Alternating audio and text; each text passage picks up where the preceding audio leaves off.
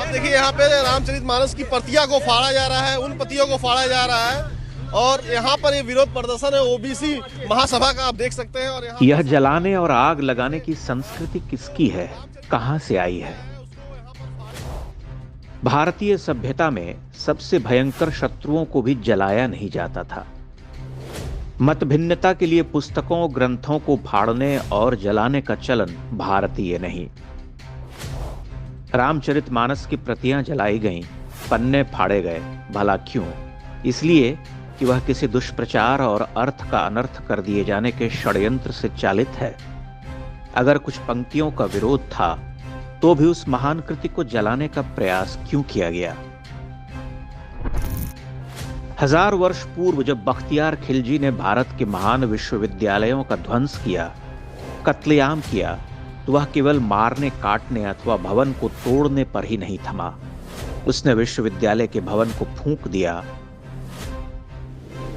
ऐतिहासिक स्रोतों का कहना है कि नालंदा विश्वविद्यालय का पुस्तकालय महीनों तक जलता रहा। उसमें इतनी पुस्तकें, ग्रंथ और पांडुलिपियां थीं कि 6 महीने तक आग थमी ही नहीं। यह आक्रांताओं के द्वारा साम्राज्यवाद की नई परिभाषा दी गई, जिसमें हारे हुए समाज सभ्यता के सभी मौलिक अधिकार छीने जाने की क्रूर गर्जना थी। इसी तरह भारतीय सभ्यता के नगर, उसकी विद्याएं, उसकी मानवीय गरिमा, जीने की पवित्र स्वतंत्रता, धर्म को धारण करने के मौलिक अधिकार सब नष्ट किए जाने लगे। नगर के नगर जलाए गए, उत्तर से दक्षिण की विजयनगरम तक ध्वंस हुआ। भारतीय जीवन धारा में अग्नि को पवित्र माना गया है। हजारों वर्ष पूर्व प्रारंभ हुए याग यज्ञादि कर्म के मूल में यही भाव है। यहां किसी जीवंत वस्तु, सत्ता, प्राणी को जलाया नहीं जाता। पुस्तकें कभी नहीं जलाई गईं। मृत्यु के बाद देह अग्नि को सौंपी जाती रही, यह कहते हुए कि इदम आग्नेयम इदम नमः। हमने पश्चाताप में स्वयं को अग्नि को सौंपा।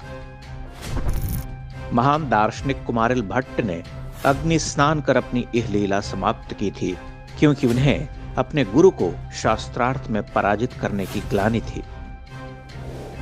आदि शंकराचार्य ने जिन विभिन्न मत संप्रदाय के आचार्यों को शास्त्रार्थ में पराजित किया, उनकी रचित पुस्तकें अग्नि में नहीं झोंकी।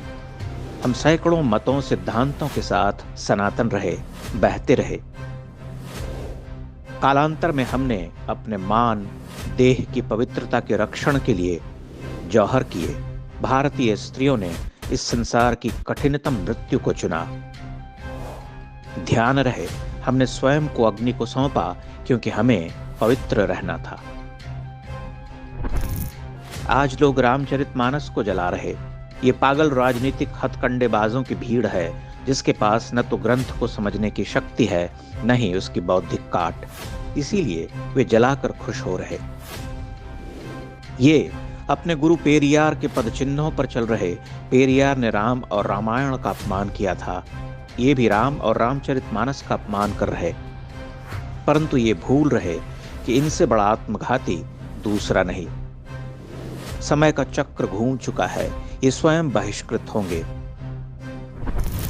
राम हमारे प्रतीक पुरुष हैं। रामचरितमानस उनकी जीवन गाथा है, उनकी भक्ति में लिखी गई एक अद्वितीय कृति है।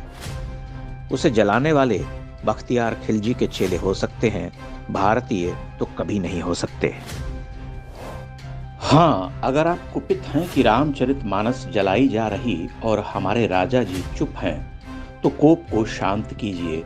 इन मुट्ठी भर पागलों के लिए हृदय नहीं जलाते। उस अनगढ़ शिला को देखिए जिससे राम का विग्रह गढ़ा जाना है। उस शिला के लिए समर्पण का सागर उमड़ रहा, वही प्रमाण है, वही सत्य है। राम और रामचरितमानस को जलाने वाले कब तक प्रासंगिक रहेंगे?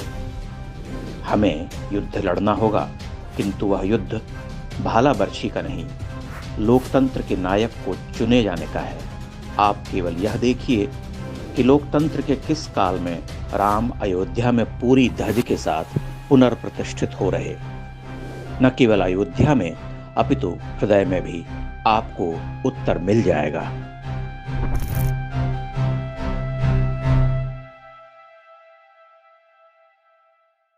इंडेक्स ऑनलाइन के वीडियो समाज को समर्पित हैं। आप इनको डाउनलोड करके जैसे चाहे वैसे प्रयोग कर सकते हैं। चाहे तो आप हमारे टेलीग्राम चैनल से जुड़ सकते हैं। वहां सारे नए पुराने वीडियो आपको मिल जाएंगे। हमारे सोशल मीडिया लिंक हर वीडियो के डिस्क्रिप्शन में होते हैं।